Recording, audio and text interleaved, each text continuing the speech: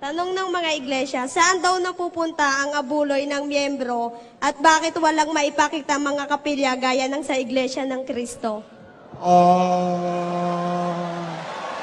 Intriga na naman dyan, ha? Sige, nakalanda ako dyan. Wala raw kaming maipakitang kapilya, may abuluyan kami.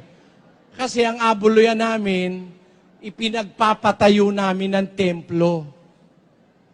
Yan.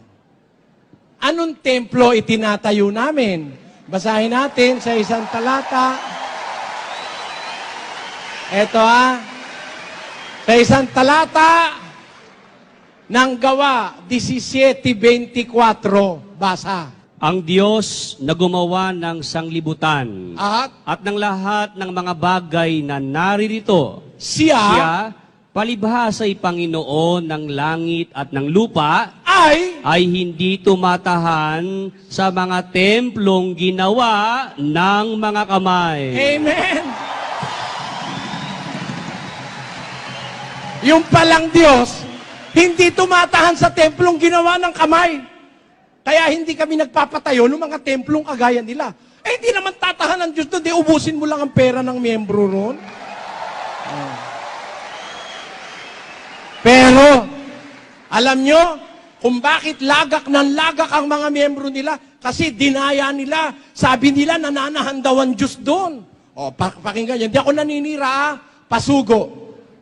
Pasugo, August 1969, page 17. Ano We are summoned by the Lord God to serve Him in the body, or the church of Christ. We have to worship Him in the house where His Spirit dwells, like the modern house of worship above. Tinan yung panluloko yan. Malaki pa sa kapilya nila yung panluloko na yan. We have to worship Him where? In the house where His Spirit dwells, like the modern house of worship pictured above. Would that mean that you cannot worship God without those temples? Without those houses of worship? That is stupidity.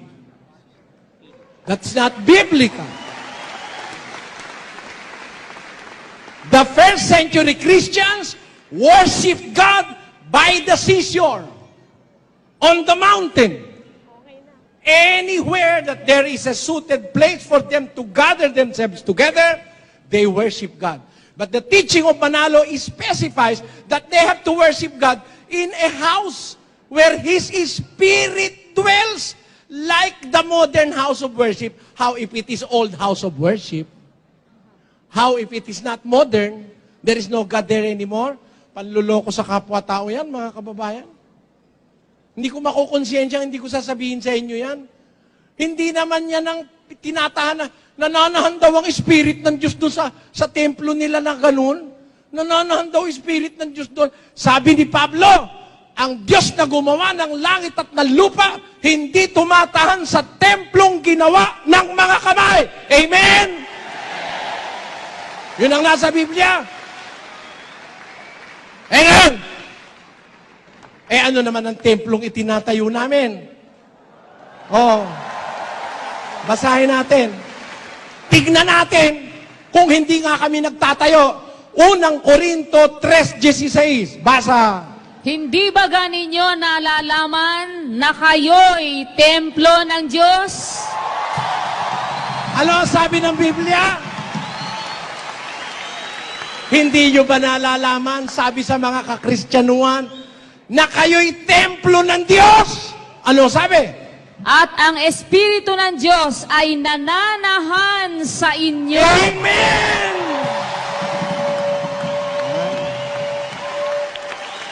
Yan. Di magkaiba?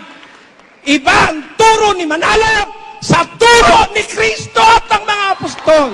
Iba. Sabi ni Manalo, tumatahan daw ang Espiritu ng Diyos sa templo nilang ginawa ng kamay. Sabi ng Biblia, hindi. Saan? Nasa'yo. Sabi nga ni Dr. Ching, hanap ka ng hanap ng Diyos. Nasa'yo nga eh. Nasa'yo.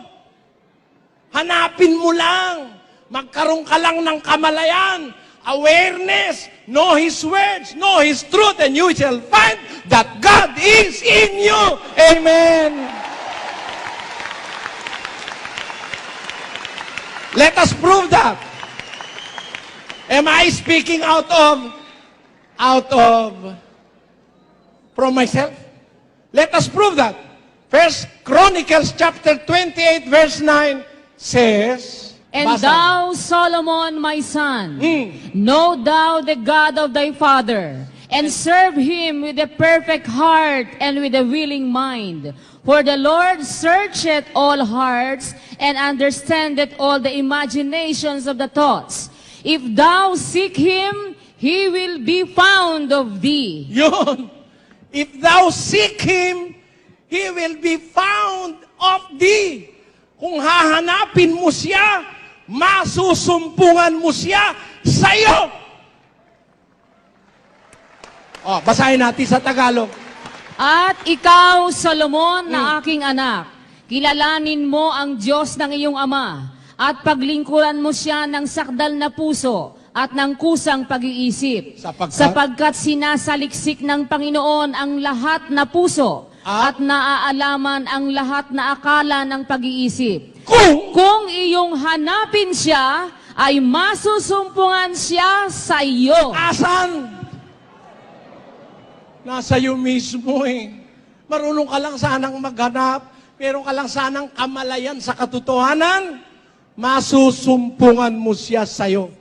God can be felt. God can be experienced. God is there, not in the temples built by the Iglesia ni Manalo. Amen? Tapos, sisiraan. Yan eh kasi Soriano, kurakot ng kurakot sa miyembro, walang itinatayo. Hindi nagsabi sa'yo, itinatayo namin ang mga tao. Pinababango namin mula sa bisyo. Tinuturuan namin magbago, magmahalan, umibig. Bakit? Bakit? Kasi, hindi naman lahat ng tao tatahanan ng Diyos. Marunong ding maglayas ang Diyos, no? Kala mo? Kahit nasa iyo, pag tarantado ka, lalayas siya sa iyo. Tingnan ha? Ang Diyos nasa Israel, lumayas eh. 15:3. Ngayon nga, ang Israel ay malaon ng walang Diyos na tunay at walang tagapagturong saserdote at walang kautusan. Umalis ang Diyos sa Israel nung masyado silang masama, sumamba na sa Diyos-Diyusan, niloko na nung mga ministro yung mga Israelita, lumayas ang Diyos doon. Kaya masusumpungan mo ang Diyos sa'yo, kailangan lang, magpakabuti ka, mararamdaman mo sa'yo ang Diyos. Nararamdaman yan eh. Lalo na kung nakakaramdam ka ng pag-ibig sa kapwa, ang Diyos, 4:8. Unang Juan. Ang hindi umiibig ay hindi nakakilala sa Diyos, sapagkat ang Diyos ay pag-ibig. 16. At ating nakilala at ating sinampalatayanan ang pag-ibig ng Diyos sa atin. Ang Diyos ay pag-ibig. At ang nananahan sa pag-ibig ay nananahan sa Diyos. At ang Diyos ay nananahan sa Kanya. Amen! Kaya kami, ang itinatayo namin mga tao, hinihikayat naming magbanal, umibig, matuto ng pagpapatawad, huwag papatay ng kapwa, ibigin ng kaaway. Pagka napag-grupo-grupo mo yung mga tao na yan, na ipagtayo mo ang Diyos ng isang kongregasyon. Nakapagtayo ang Diyos. Nakapagtayo siya ng isang kongregasyon kung saan ang kanyang espiritu ay maaring tumahan. Balikan natin ang 3:16 ng unang Korinto. Tuloy natin sa 17. Basa. Hindi ba ganinyo nalalaman na kayo'y templo ng Diyos at ang Espiritu ng Diyos ay nananahan sa inyo? Kung gibain ng sino man ang templo ng Diyos, siya'y igigiba ng Diyos. Bakit? Sapagkat ang templo ng Diyos ay banal, na ang templong ito ay kayo. Alin ang templo?